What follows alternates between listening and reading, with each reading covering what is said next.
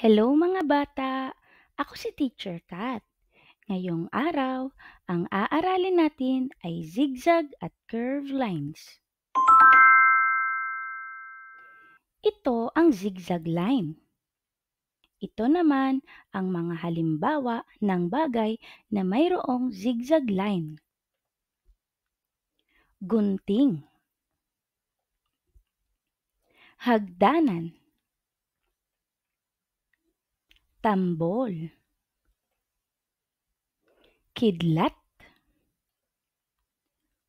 ruler.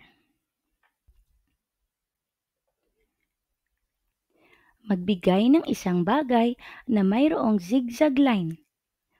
Parinig nga? Magaling! Ito naman ang curved line. Ang mga sumusunod ang halimbawa ng bagay na mayroong curved line. Hagdan sa palaruan. Slide.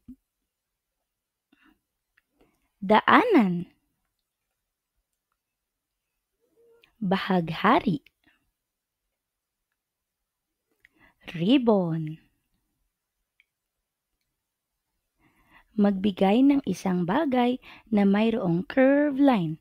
Parinig nga? Magaling! Ngayon naman, subukan mong isulat ang zigzag line sa hangin. Patingin nga.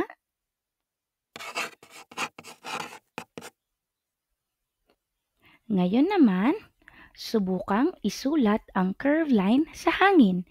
Patingin rin. Magaling! Ngayong araw, ang natutuhan natin ay zigzag at curved lines. Ako si Teacher Kat. Thank you for watching!